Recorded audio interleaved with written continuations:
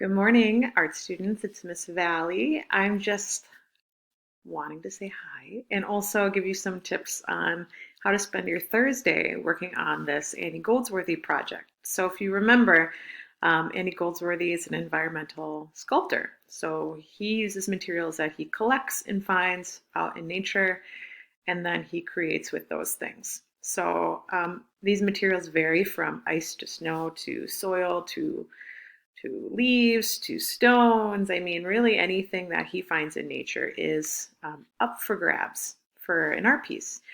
So all I've done here is I've Googled Andy Goldsworthy artwork. And you can find a ton of examples really quickly. If you're feeling stumped about what to do, I mean, yes, he's professional, and some of these are extraordinarily elaborate and would take all day and a lot of manpower and extra help to make. What can you do as a single person or perhaps with some help from family to create an art piece that echoes or makes you think of Andy Goldsworthy's work, right? What can you reasonably do? So here we see a lot of really interesting examples. What do you have available? Is it sticks? Is it a lot of little stones? Is it just soil? Think about what you have available around you and then think about using your time wisely. You've got an hour to make this piece, whether it's an hour that you break up or an hour you do all at once. Consider how you could use your time wisely. We've talked about collecting materials that you have around you, but we didn't talk so much about finding a great location.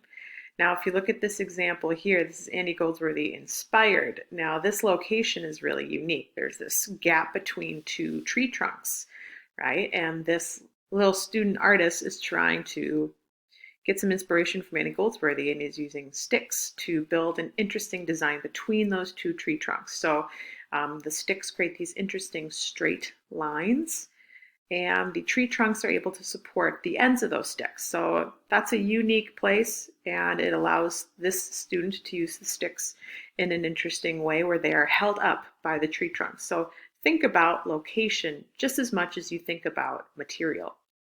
Here we see a field of dandelions, right? So this person had to find that field. Andy Goldsworthy did this one. And then from there, he collected extra dandelions and he created his classic black hole design here.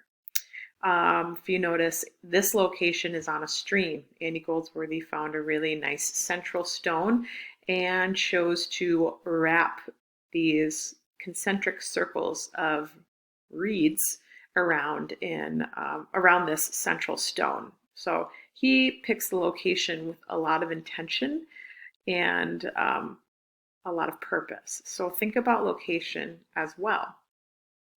You can definitely take time to cruise through these examples. Think about the strengths and the weaknesses of the different natural materials that you will find outside. You know, the strength of these sticks is that they create these really nice straight forms, and he's able to stick these little kind of like needle-like sticks in between them to hold them together. That didn't sound like it made a lot of sense, did it? Those sticks are held together, right, by a little sharp pointy stick that he sticks between or through the two sticks to hold them together so they don't move or wiggle away. I hope that made a little bit more sense. Here we see he's using these pointy rocks. He'll take rocks and he will break them so that they are in the form that he needs them to be to make his sculpture. So don't think that you can't manually change your environmental materials, because you can. If you've got a hammer or a little saw in the garage, ask permission first before you use those things. You can break or saw your natural materials into specific shapes, specific forms that would be useful for your sculpture that you're trying to make.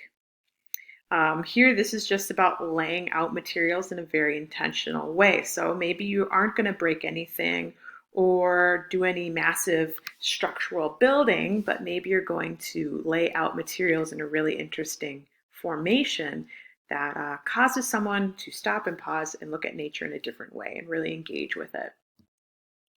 So keep looking through these examples. Again, you have a lot of choice, a lot of opportunity for this.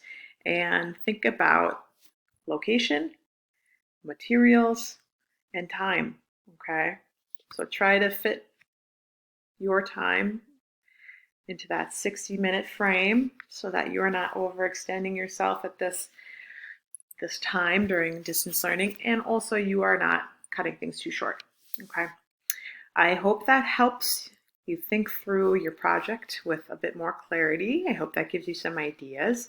I hope you're spending time doing a little research today to get inspired, and you're thinking about what you have around you, location and materials.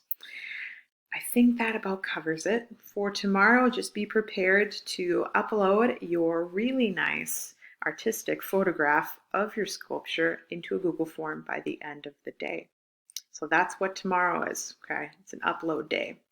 Monday, after the weekend, hopefully you'll be well rested and you'll be prepared to take on another art of play activity. Have an awesome, awesome day. Good luck to you. Email me if you have any questions.